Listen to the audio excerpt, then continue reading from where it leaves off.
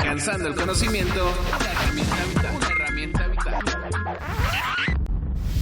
¿Qué sería si de pronto el ser humano alcanzara a conocer por completo el funcionamiento del cerebro?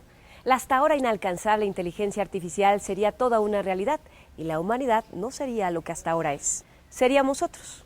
Los intentos de los científicos han sido muchos, pero hasta ahora no se ha llegado a resolver todo el misterio de este órgano. Apenas conocemos algunas partes. Científicos del Instituto Salk de Estudios Biológicos de La Joya, California, calculan que la capacidad de la memoria del cerebro es mucho mayor de lo que hasta ahora y hasta hace poco se pensaba. En un estudio reciente publicado en la eLife, Terry Sevnovsky, profesor del Salk Institute y coautor principal de este artículo, afirma que han descubierto la clave de cómo funcionan las neuronas del hipocampo con baja energía. Y de esta forma podrían encontrar la manera de construir computadoras que puedan también funcionar con baja energía, además de que queda establecido que la capacidad de la memoria de un cerebro humano podría contener toda la información almacenada en la red mundial de la Internet.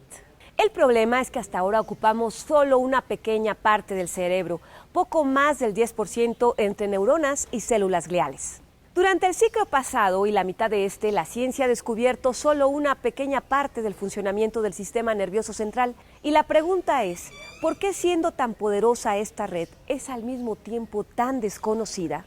El cerebro es esa red de conexiones inimaginables que comienzan desde las primeras etapas de la vida. Alcanza cierta madurez a eso de los 20 años y se sigue desarrollando hasta los 40. Es la máquina más compleja que existe hasta ahora. Es la red de redes. Y aquí, ante esta perfecta máquina, las computadoras se quedan todavía cortas en su capacidad.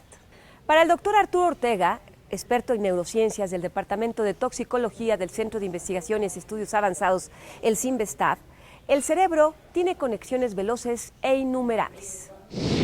Si nosotros cuantificáramos cuántos teléfonos celulares están conectados a la red, cuántas computadoras están en la red, que eso es lo que permite la interacción una con otra, pues aún nos quedaríamos cortos al compararlo con las células de nuestro sistema nervioso central, cerebro y médula espinal. Debemos de pensar que el cerebro está constituido por 1 millón de millones de células neuronales y 10 veces más de células gliales.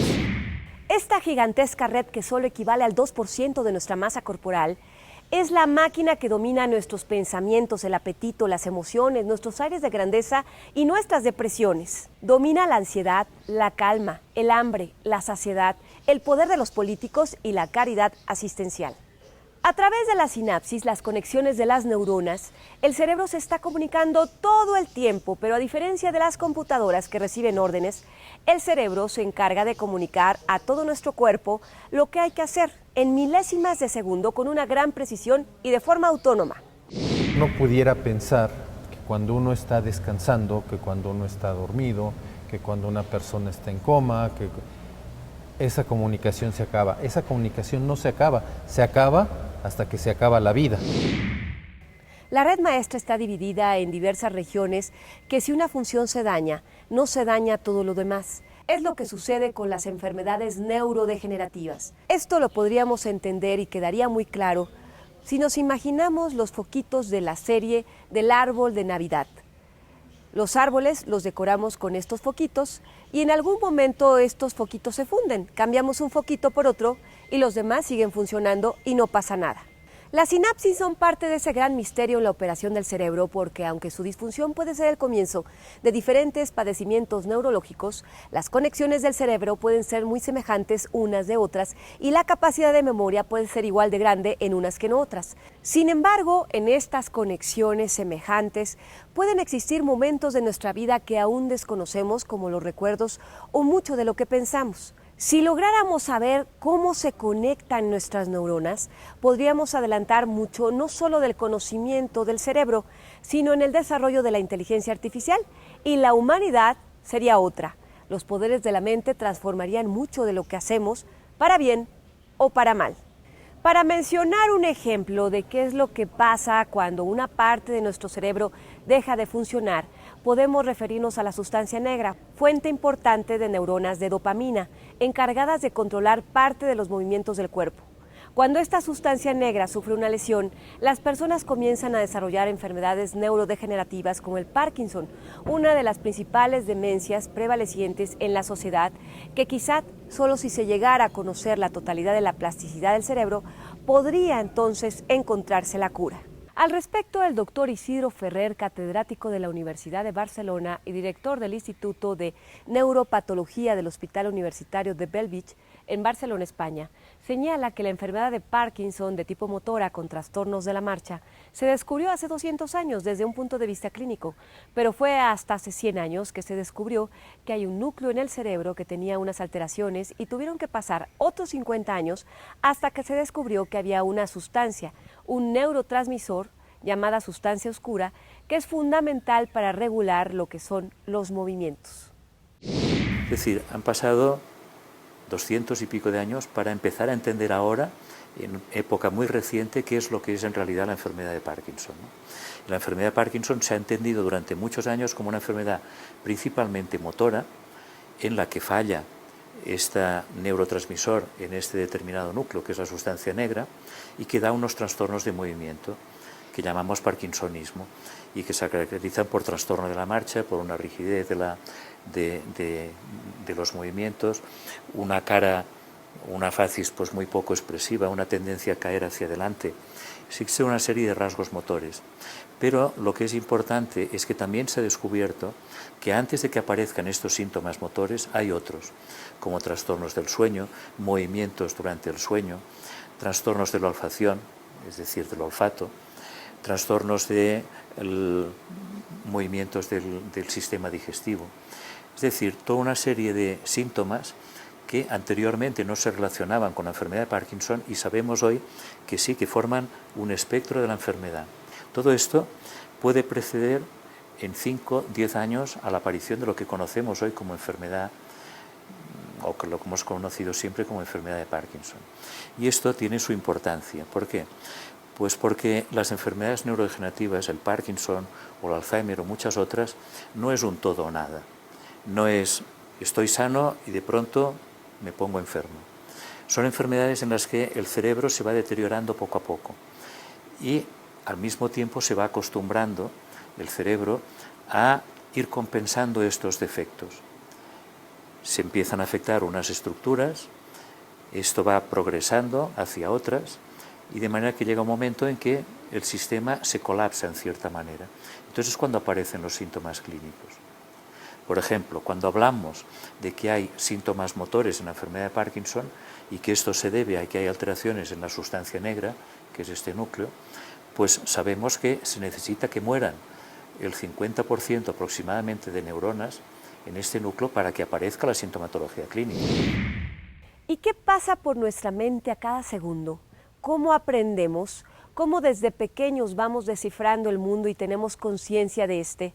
¿Cómo a través de imágenes que día a día vamos decodificando, vamos aprendiendo? Imágenes que paso a paso vamos llenando de significado. Y las conexiones neuronales que ocurren en nuestros primeros años cuando somos niños, cuando comenzamos a hablar, a expresarnos y luego a escribir, ¿cómo sucedieron?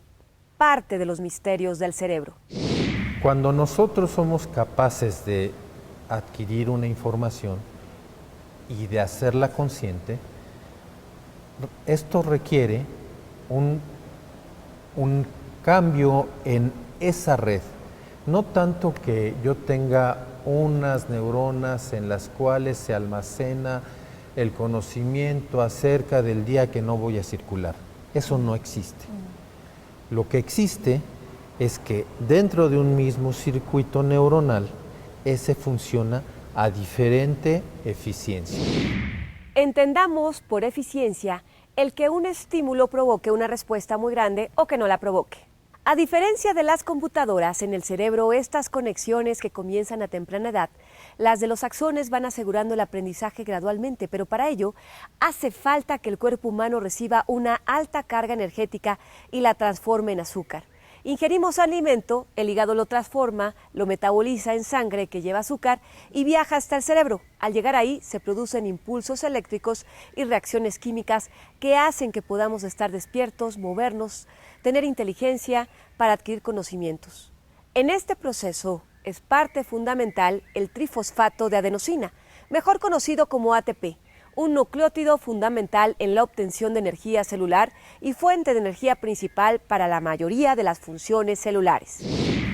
Evidentemente, el que el axón de una célula vaya creciendo y se vaya conectando o no con otras, también requiere de energía y también requiere de alguien que le vaya diciendo, tu célula blanco está más para allá, sigue creciendo. Entonces, como eso finalmente se reduce a corriente eléctrica, y ya dijimos que necesitamos ATP para generar esa corriente, pues simplemente esas conexiones no terminan de ser eficientes. Entonces, ¿qué pasa? Pues que ahora sí la capacidad de absorber información va a estar disminuida porque la red no está construida de manera correcta. ¿Sí? Es como si nosotros decimos, bueno, en vez de tener 100 conexiones por cada neurona, vamos a tener 50. Al ser el humano el animal en desarrollo neuronal postnatal, donde después del nacimiento alrededor de 12 millones de células apenas estarán viajando para conectarse entre sí, si en las primeras etapas de la vida esa poderosa máquina que es el cerebro no recibe los insumos suficientes, la energía adecuada para generar los impulsos eléctricos y los procesos químicos adecuados, el desarrollo mental, el aprendizaje, el rendimiento serán deficientes. Es muy claro que hay una relación importante entre desnutrición e inhabilidad o ¿cómo se llama esto? Problemas de aprendizaje. Es decir, aquello que nos decían las abuelas, que yo necesito desayunar antes de irme a la escuela, pues tiene mucho de cierto. Recordemos que el cerebro es el órgano privilegiado en cuanto a gasto de energía. Un consejo que es Vox Populi desde hace décadas, pero que sin embargo para miles de niñas y niños esto no se cumple a pesar de los programas de desayunos escolares implementados por las diferentes instancias de gobierno. La desnutrición de la población infantil en México hace que el desempeño escolar sea bajo. En diferentes partes del mundo, los neurocientíficos continúan trabajando tratando de descubrir esta maravillosa red neuronal del cerebro. Sin embargo, este trabajo es arduo y complejo porque no se tienen las herramientas. Ven limitados sus esfuerzos a lo nuevo que se descubre cada día en las miles de conexiones neuronales encontradas. Quizá una herramienta básica serían las tecnologías de la información, pero esto es un círculo vicioso porque hasta ahora no existe una supercomputadora capaz de procesar toda esta información a la misma velocidad del cerebro. ¿Cuánto tiempo pasará para conocer por lo menos un 20% más de esta red neuronal? Y su conocimiento, ¿cómo transformará nuestras vidas y a la humanidad? ¿Quiénes seríamos después? ¿Seguiríamos considerándonos humanos? Soy Berta Alicia Galindo. Recuerde, sintonícenos en alcanzandoelconocimiento.com. Hasta la próxima.